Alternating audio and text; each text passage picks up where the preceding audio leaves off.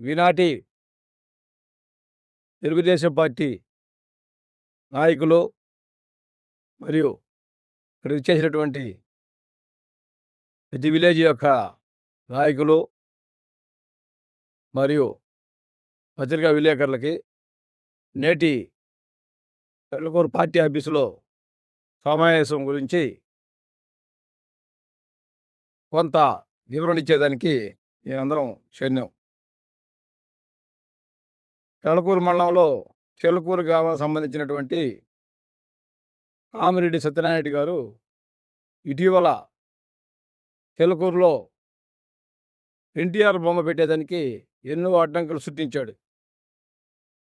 తర్వాత ఇదే కళకూరు మండలంలో ఎన్నో రాజశేఖర బొమ్మలు నిర్మించారు. అప్పుడు తెలుగుదేశం ఉంది, అప్పుడు కాంగ్రెస్ ఉంది. ఇదే కాంగ్రెస్లో సత్యనారాయణ గారు ఉన్నప్పుడు చెలకూరులో విగ్రహం పెట్టేదానికి, రాజశేఖర విగ్రహం పెట్టేదానికి చాలా వ్యతిరేకించి చివరికి పెట్టనేలా. ఇప్పటికీ లేదు. చెలకూరులో రాజశేఖర రెడ్డి బొమ్మ ఇప్పటికీ లేదు. ఆయన ఏ అభిమానం? జగన్ మీద అభిమానమా? రాజశేఖర మీద అభిమానం ఉంటే, జగన్ మీద అభిమానం ఉంటే, ఒక ఎన్టీ రామారావు యొక్క ఎన్నో సేవలు చేసినటువంటి ఎన్టీ రామారావు ఆ రోజు కూడా రాష్ట్రం మొత్తం తెలుగుదేశం పార్టీ ఉంటే ఈ రాజశేఖర బొమ్మలో గొంతుకి నిర్మించారు. అప్పుడు తెలుగుదేశం పార్టీ అధినాయకత్వం అయితే చంద్రబాబు నాయుడు గారు అయితే ఎవరు పర్మిషన్ ఉన్నాయా లేవా అనేది చూసుకున్నా కూడా మనం ఆ విధంగా విగ్రహాలు పెడితే ఒక ప్రజానాయకుడు విగ్రహం పెట్టినప్పుడు మనం విమర్శించడం, అడ్డుకోవటం మంచిది కాదని చెప్పని అందరూ గమనిన్నారు. అదేవిధంగా పెళ్లకూరు మండలంలో కూడా నాయకులు పెళ్లకూరు మండలంలో పెట్టినటువంటి రాజశేఖర బొమ్మలు ఎవరు అడ్డుకోరా. ఎక్కడ పెట్టుకున్నా సహకరించాం, బాసోతో సహాయం చేసాం. పబ్లిక్లో మనం ఎందుకు చీపురు. ఈరోజు చిలకూరులో పెడితే కడుతుంటే ఎన్టీ రామారావు విగ్రహం, దాన్ని ఖచ్చితంగా పర్మిషన్ లేవు, మీ ఉత్తర్వులు తేండి, నేను అడ్డుకుంటాను. కోర్టుకు పోయినాడు. కోర్టు చివాట్లు పెట్టింది. అన్ని పర్మిషన్ తీసుకుని పెట్టుకుని దానికి నీకు ఇబ్బంది ఏమని కోర్టు కొట్టేసింది. దాన్ని ఆ విధంగా జరుగుతుంటే ఇటీవల మార్నింగ్ వాక్ అని అంటే కొత్తూరు, పెళ్లకూరు తిరిగాడు. అప్పుడు మేమేమి దాని గురించి విమర్శించలా, అడ్డగించలా. తర్వాత మధ్యలో ఎన్టీ రామారావు గారు విగ్రహం పెట్టిన దానికి ఆయన అడిగిచ్చి లగ్నం చేసిన గుంటలో మట్టి తోలేశాడు. అది మరి దుర్మార్గం. దాన్ని మేమందరం ఖండించాం. తర్వాత కొత్తూరులో గుడ్ మార్నింగ్ ప్రోగ్రాం పెట్టాడు.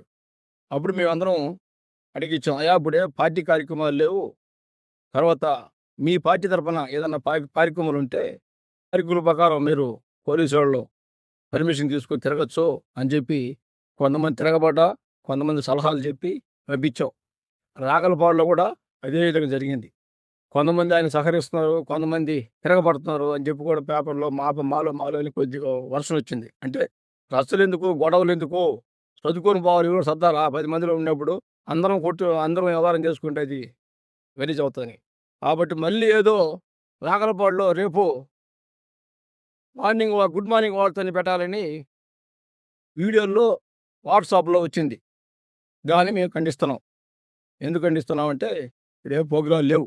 ఆ రోజు నువ్వు ఇప్పుడు కాలంలో ప్రతిపక్షాలు ఉన్నప్పుడు మీరు చేసిన కార్యక్రమాలు, ఇసుక దోలినా, మట్టి దోలినా, గావును దోలినా, ఏ పనులు చేసినా ఎండి ఆఫీసుకు పోతే ఫలాని చెప్పాలా, ఎంఆర్ ఆఫీసుకు పోతే ఫలాని చెప్పాలా, వెలపూర్ ఎస్సీ గారికి పోతే ఫలాని చెప్పాలా అని మీకు 1 man షోగా నడిపారు. అప్పుడు కూడా మేము కూడా దాని గురించి మేము ఆఫీసర్లు ఇబ్బంది పెట్టలా, పబ్లిక్ని ఇబ్బంది పెట్టలా. ఈరోజు పెళ్లకూరు మండలంలో అభివృద్ధి జరిగిందంటే తెలుగుదేశం పార్టీ అభివృద్ధి జరిగింది.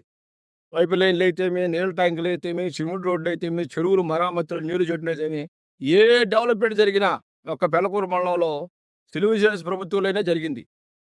ఈరోజు అన్ని మండలాల్లో కాటకాలు ఉన్నప్పుడు ట్యాంకర్లు పెట్టి నీళ్లు తోలారు.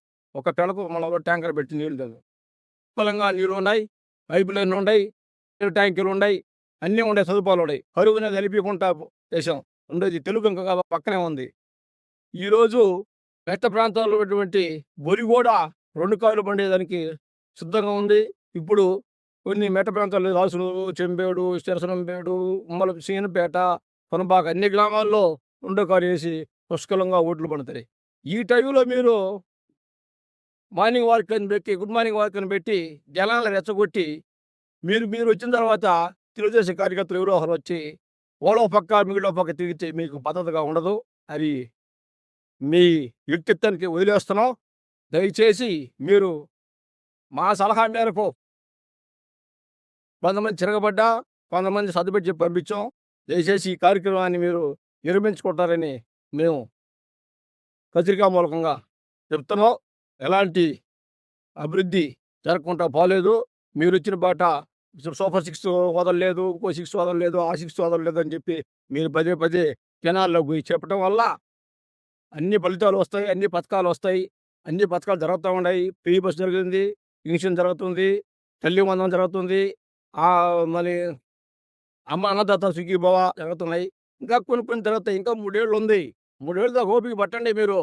మీరేం చేయబట్టా జనాలే పోవాలా, పోలీసులు అరెస్ట్ చేయాలా, నేను జగన్ వచ్చి జైలుకు పోవాలా, జగన్ జైల్లో నుంచి నన్ను చూడాలా అనే ఒక కాన్సెప్ట్ మీకుంది కాబట్టి మంగళగిరిలో గందరగోళం చేయండి. లోపల వేస్తారు, దగ్గర ఉంటారు కాబట్టి అక్కడికి వస్తాడు జగన్ చూడను.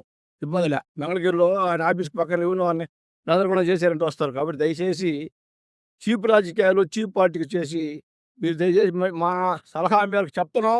ఒక స్నేహితుడిగా, ఒక అన్నగా మేము పార్టీ పరంగా చెప్తున్నాం. గట్టిగా చెప్తున్నాం.